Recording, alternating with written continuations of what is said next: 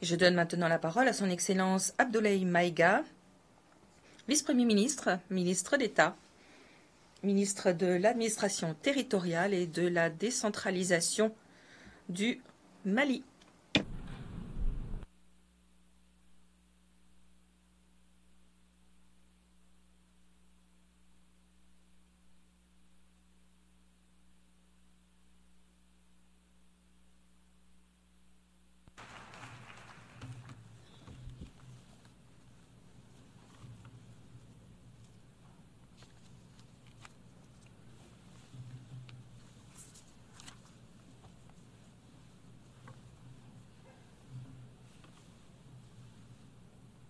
Monsieur le Président de l'Assemblée générale, Mesdames et Messieurs les chefs d'État et de gouvernement, Monsieur le Secrétaire général de l'Organisation des Nations unies, Mesdames et Messieurs, à l'entame de mes propos, je voudrais vous adresser les chaleureuses salutations de Son Excellence le colonel Assimi Goïta, président de la transition, chef de l'État du Mali, celles du gouvernement et du peuple malien.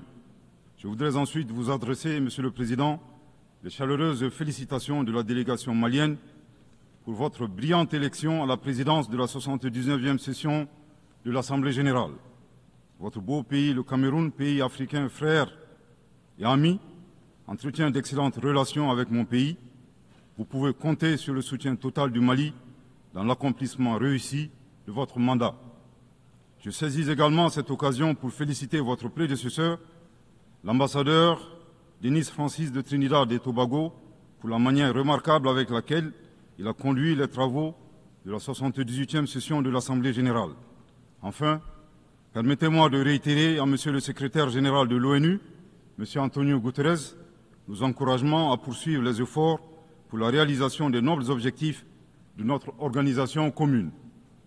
Monsieur le Président, le 26 juin 1945, en signant la Charte des Nations unies à San Francisco, les peuples se sont résolument engagés, je cite, à préserver les générations futures du fléau de la guerre qui, 2 fois en l'espace d'une vie humaine, a infligé à l'humanité d'indicibles souffrances. Fin de citation.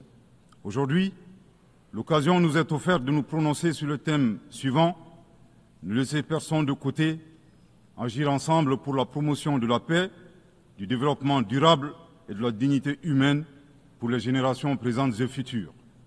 Le choix de ce thème qui intervient 79 ans après la signature de la Charte des Nations unies est-il un pur hasard ou le résultat d'une construction mentale? Nous l'ignorons.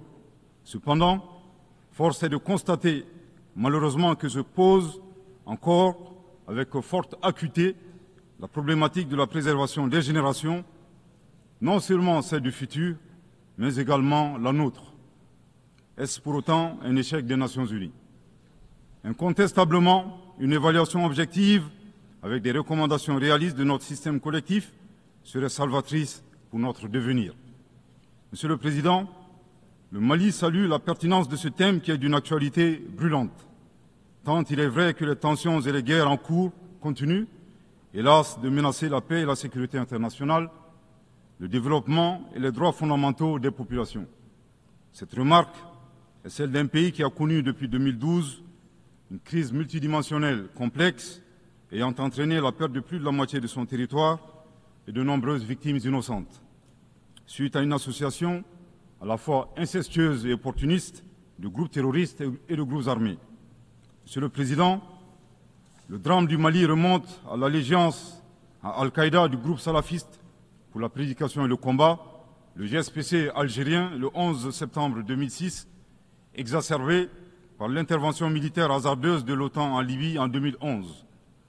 La déstabilisation de ce pays frère a aggravé les facteurs d'insécurité dans nos pays, à savoir le terrorisme, les trafics en tout genre, le blanchiment de capitaux, les conflits communautaires manipulés par les terroristes et leurs sponsors étatiques étrangers et les actions violentes d'individus isolés. Pour leur part, les autorités maliennes, après avoir fait le constat de l'échec des forces internationales présentes sur le territoire national depuis 2013, ont décidé de reprendre leur destin en main. Ainsi, depuis le 7 juin 2021, après la prestation du serment de son Excellence le colonel Assimi Goïta comme président de la transition chef de l'État, s'est ouvert un vaste chantier d'équipement et de réorganisation des forces de défense et de sécurité associé à un projet de refondation du Mali. Les Assises nationales de la refondation, lancées en décembre 2021, ont permis aux Maliens de procéder à un diagnostic exhaustif des causes de la crise, puis d'adopter 517 recommandations pertinentes. À ce sujet, après avoir vécu une insécurité imposée par l'état de nature, le constat concernant le Mali est effarant. Violenté, humilié, pillé et torpillé, abandonné en plein vol, poignardé dans le dos, les expressions ne sont pas limitatives pour décrire la souffrance subie par le peuple et les forces de défense et de sécurité maliens. Fort de cette expérience et réalisant que le péril malien ne résultait que de l'état de nature, son Excellence le colonel Assimi Goïta, président de la transition chef de l'État, s'est contraint d'élaborer une vision réaliste de la géopolitique en convoquant un proverbe populaire en langue bambara, ici traduit librement et contextualisé, je cite, « La succulence de la sauce des uns dépend du pillage des bovins des autres ». Fin de citation. Thomas Hobbes, décrivant l'état de nature de manière identique, affirmait, je cite, que l'homme est un loup pour l'homme. Grâce à ce proverbe qui fait référence à la gastronomie et à la cinégétique, le chef de l'État décrit la dure réalité impitoyable des relations internationales et surtout la place de l'Afrique, dont le pillage des matières premières a servi au développement des autres et non celui des Africains dans leur grande majorité.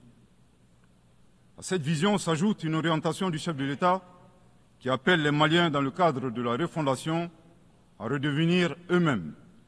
En effet, le chef de l'État a procédé le 23 avril 2024 au lancement du programme national d'éducation aux valeurs, qui vise un retour aux sources sans lesquelles il serait difficile d'envisager un avenir radieux pour notre pays dans sa quête légitime de souveraineté. L'invitation à redevenir nous-mêmes ne saurait faire l'économie de la question de savoir qui nous sommes. La réponse immédiate à cette interrogation est donnée par la devise du Mali, un peuple, une grande famille, nation cosmopolite, un but, magnifier la diversité dans l'unité, unis pour bâtir le bien commun, et enfin une foi, la foi à ce que Dieu a donné comme ressource pour la réalisation de la prospérité.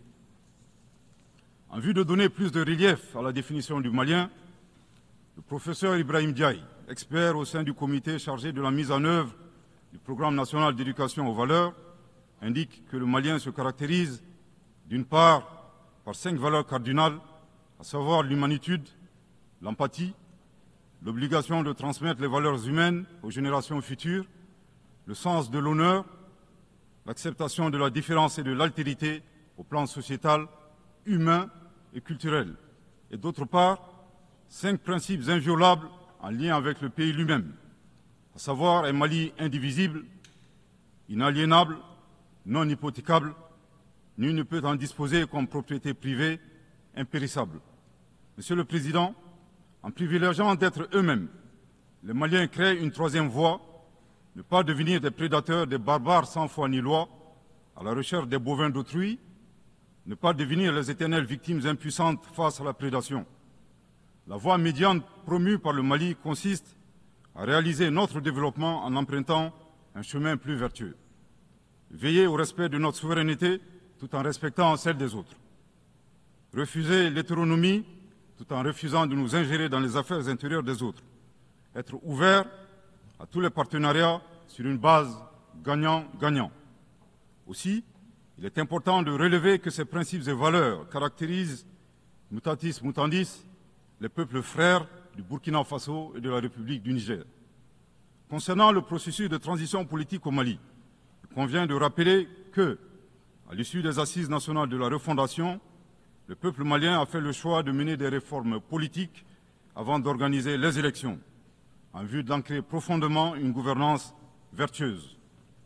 La mise en œuvre des recommandations des assises a permis d'engranger des résultats tangibles, notamment la mise en place de l'autorité indépendante de gestion des élections, l'adoption de la nouvelle constitution le 22 juillet 2023, suite à un référendum bien organisé, le parachèvement de la réorganisation territoriale et administrative, le renforcement de la lutte contre la corruption et la transparence de l'action publique, la relecture du code minier plus équitable et favorisant le contenu local.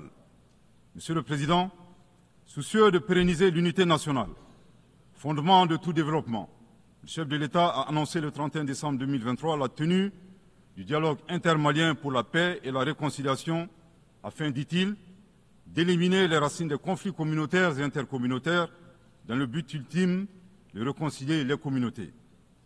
Respectant une approche participative et inclusive, le dialogue intermalien qui s'est déroulé en 3 phases, communale, régionale et nationale, a permis aux Maliens de l'intérieur et de la diaspora d'échanger en toute transparence en vue de trouver des solutions endogènes de prévention, de gestion et de règlement des conflits.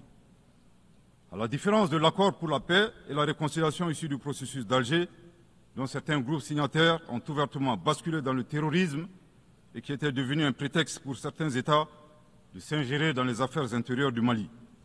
Le dialogue intermalien a permis aux Maliens de laver leur linge sale en famille sans aucune interférence extérieure. Après la fin de l'accord d'Alger le 25 janvier 2024, aujourd'hui, le dialogue intermalien et ses recommandations officiellement remises au chef de l'État le 13 mai 2024 demeurent le seul cadre de règlement des conflits internes. Nous réitérons un appel à tous les Maliens à s'inscrire dans cette dynamique de réconciliation, une étape indispensable au retour à l'ordre constitutionnel apaisé et sécurisé grâce à l'organisation d'élections présidentielles. Sur le plan de la lutte contre l'insécurité, depuis que les forces de défense et de sécurité maliennes ont lancé des actions offensives de manière autonome, de nombreux succès ont été remportés sur le terrain de la lutte contre le terrorisme. Toutes les régions ont été reprises des mains des groupes terroristes, notamment la région de Kidal, le 14 novembre 2023, à la suite d'une opération militaire mémorable. Aujourd'hui, les groupes terroristes ont été sérieusement affaiblis. Les forces de défense et de sécurité sont déployées sur l'ensemble du territoire national. En outre, les actions offensives de nos forces se poursuivent pour démanteler les réseaux terroristes résiduels. Le gouvernement du Mali reste conscient que la réponse uniquement sécuritaire a ses limites. C'est la raison pour laquelle, en appui à l'action militaire, le gouvernement du Mali s'est doté d'une stratégie globale et intégrée ayant pour objectif la restauration de l'autorité de l'État sur l'ensemble du territoire national. Elle comprend des mesures politiques, administratives, de développement économique et social, y compris le dialogue avec les groupes armés et la fourniture des services sociaux de base à nos braves populations. En dépit de ces résultats fort appréciables, ces groupes criminels gardent encore une certaine capacité de nuisance dans leur tentative désespérée de porter atteinte à notre intégrité territoriale et de terroriser nos populations. Avec, et je me dois de le déplorer du haut de cette tribune, le soutien de sponsors étatiques étrangers. Les sponsors étatiques étrangers. Après des années de dénonciation de ces acteurs étatiques qui soutiennent le terrorisme international, les autorités ukrainiennes ont violé ouvertement et de manière inédite la Charte des Nations Unies ainsi que les conventions et résolutions pertinentes des Nations Unies relatives à la prévention et à la lutte contre le terrorisme. Lorsque des officiels de ce pays, ayant confondu la scène internationale et la scène de théâtre, ont avoué la participation active de leur pays à la lâche attaque terroriste ayant visé une patrouille des forces de défense et de sécurité du 24 au 26 juillet 2024 à Tinzaouatin dans la région de Kidal.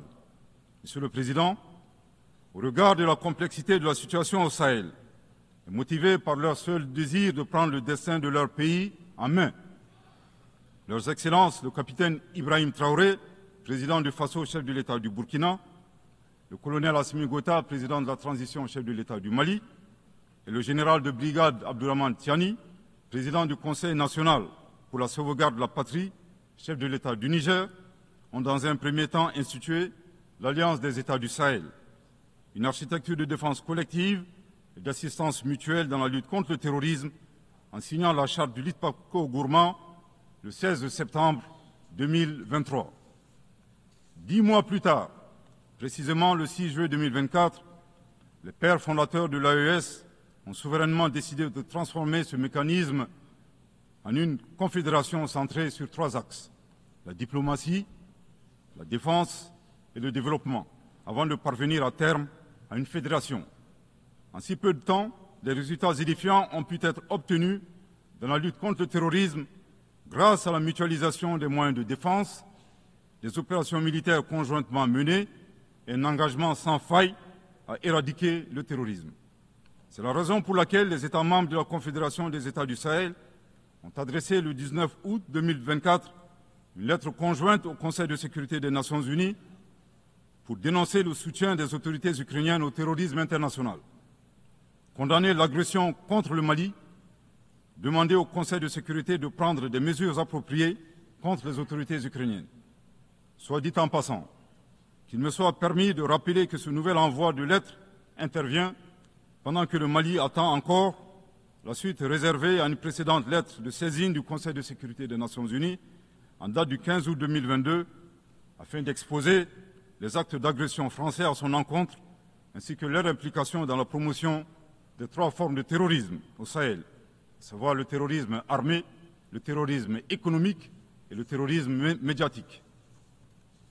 Couvrant une superficie de 2 758 000 km², avec 71 millions d'habitants, majoritairement jeunes, un potentiel économique exceptionnel, un sous-sol riche de la quasi-totalité des éléments du tableau de Mendeleïev, la particularité de la Confédération des États du Sahel réside dans l'état d'esprit des chefs d'État, des peuples et des forces de défense et de sécurité de la Confédération, forts de leur dignité et de leur honneur. Motivés plus que jamais par le sang versé des leurs, décidés à combattre le terrorisme sous toutes ses formes et honorer la mémoire des victimes, civiles comme militaires, sahéliennes comme étrangères, de la barbarie, déterminés à défendre l'intégrité de leurs terres et assurer leur prospérité de manière pacifique. Comme le stipule le préambule de la charte du Liptako-Gourmand, qui fait référence à plusieurs organisations internationales, notamment la CEDEAO et les valeurs universelles. Au Seigneur de la guerre et du chaos, avec l'aide de Dieu, nous triompherons encore et toujours de vos œuvres funestes et diaboliques. Curieusement, depuis la création de l'AES, nous avons été surpris par l'hostilité farouche avec laquelle elle a été accueillie, en particulier par certains responsables de la CEDEAO, aux ordres d'entités impérialistes et néocoloniales. Le reste de l'histoire est connu. Amadou Hampâté-Bâ disait, je cite, « À trop vouloir jeter une grenouille qui vous dégoûte, elle finit par tomber dans une bonne mare. » Fin de citation. La Confédération des États du Sahel est ouverte à tous les investisseurs, à condition que le partenariat profite aux populations sahéliennes et à la condition de respecter la souveraineté des États. Monsieur le Président, c'est l'occasion pour moi de saluer les relations de coopération exemplaires et fructueuses entre le Mali et la Russie, la Chine, la Turquie, l'Iran et bien d'autres alliés sincères. Le Mali reste ouvert à tous les partenaires qui souhaitent l'aider à relever ces multiples défis. À cet égard, je réaffirme que le gouvernement du Mali reste disposé à poursuivre et à renforcer sa coopération avec l'ONU, notamment à travers les agences, fonds et programmes avec lesquels nous entretenons d'excellentes relations de coopération. Nous saisissons également cette opportunité pour saluer et reconnaître la sagesse de son Excellence, Monsieur le Président Abdelmajid Tebboune, Président de la République algérienne démocratique et populaire. Le 29 août 2024, lors d'une tournée dans le sud algérien, vous déclariez que la Libye, le Niger et le Mali sont des nations fraternelles que vous soutiendriez et non desserviriez. Le peuple malien n'a pas été surpris par ces propos, qui indiquent éloquemment votre panafricanisme, à l'instar de vos célèbres prédécesseurs, dont feu le président Abdelaziz Bouteflika, affectueusement appelé Abdelkader Mali. Suite à son établissement à Gao et l'engagement des autorités maliennes à travers les actions suivantes. Offrir le territoire malien comme base arrière aux Moudjahidines, ouvrant ainsi un front sud. Participer aux affrontements armés contre le colonisateur français en déployant des combattants maliens aux côtés des Moudjahidines sur le territoire algérien pour défendre la liberté et la dignité des Algériens. Défendre la cause algérienne dans toutes les instances diplomatiques jusqu'au recouvrement de leur indépendance. Cependant, il est de notre devoir d'appeler votre haute attention sur les propos incongrus de vos collaborateurs, allant à contresens de votre souhait de promouvoir des relations harmonieuses avec vos voisins dans le Mali. Le 31 juillet 2024, le ministre algérien des Affaires étrangères déclarait que la crise malienne n'avait pas besoin de solution militaire. C'était un conflit entre frères. La solution ne peut être que politique. Au sujet de l'accord d'Alger, il a affirmé qu'il avait été bénéfique pour le Mali et avait préservé la souveraineté et l'intégrité territoriale du Mali. S'en départir par conséquent aura un impact négatif sur tous les acquis.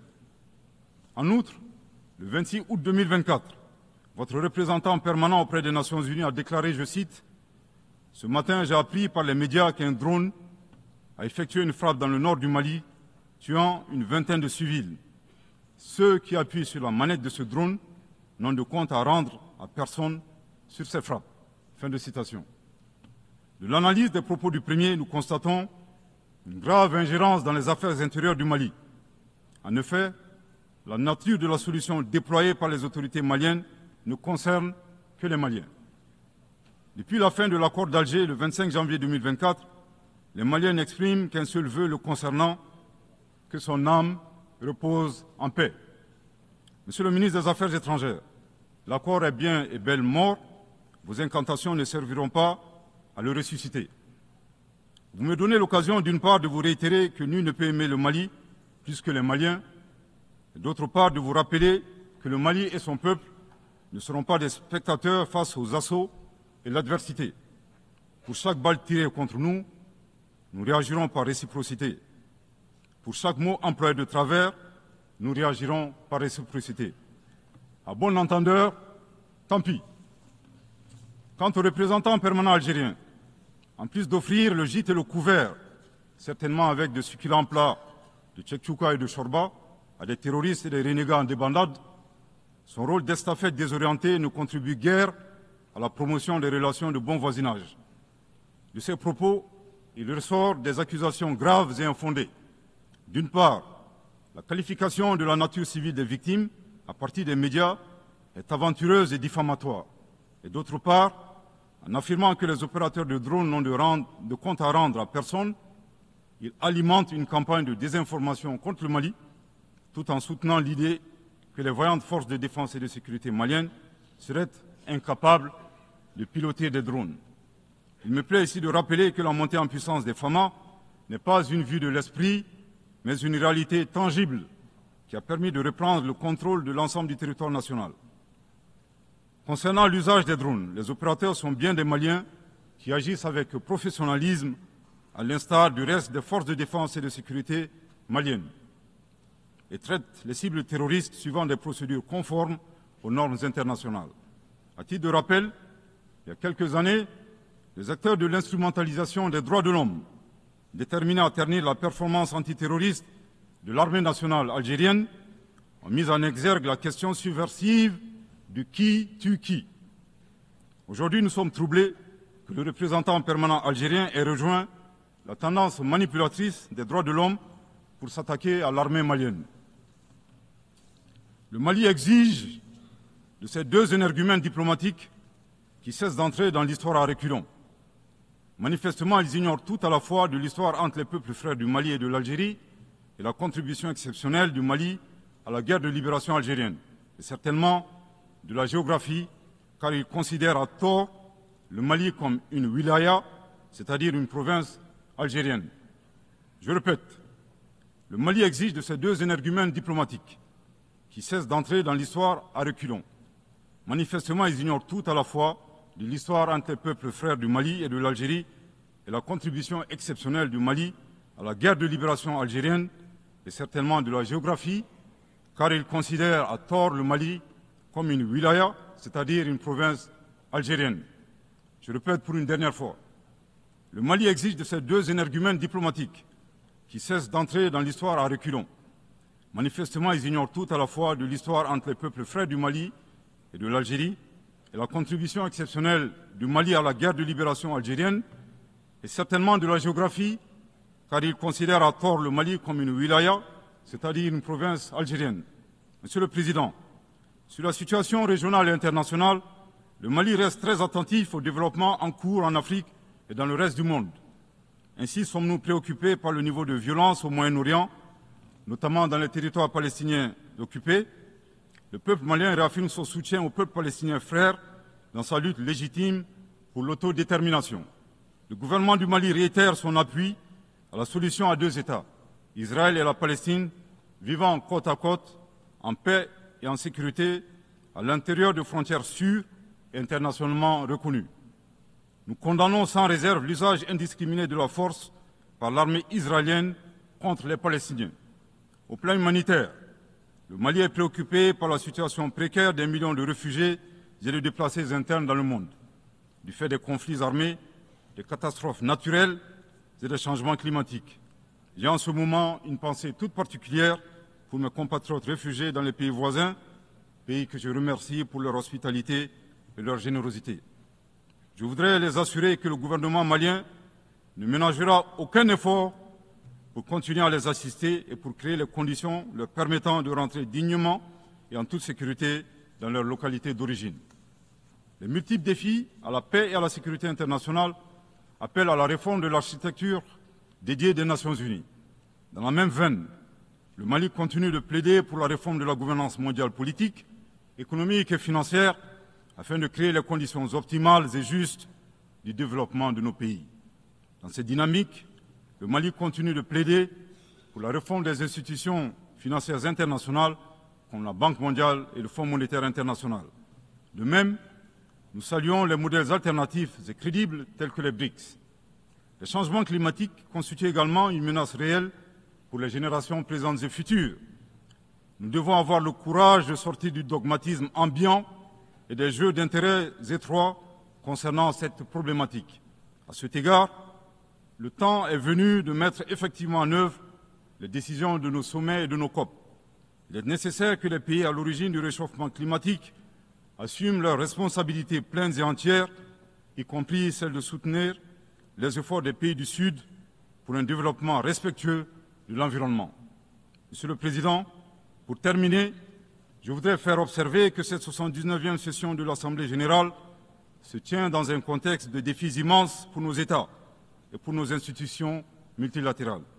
La paix et la sécurité internationale n'ont jamais été autant menacées depuis les deux grandes guerres, y compris par le terrorisme international et l'extrémisme violent. Dans un tel contexte, il sera difficile d'atteindre les objectifs de développement durable à l'horizon 2030 en termes d'éducation, de santé, d'accès à l'eau potable, d'énergie et de justice.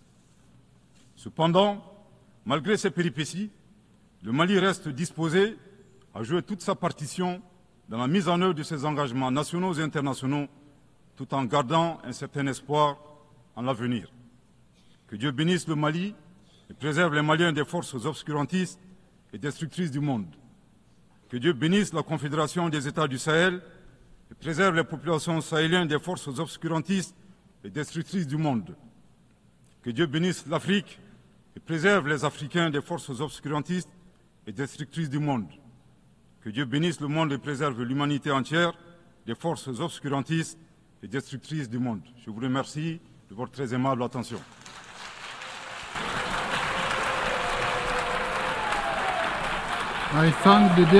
Je remercie Monsieur le vice-premier ministre, ministre d'État, ministre de l'administration territoriale et de la décentralisation du Mali.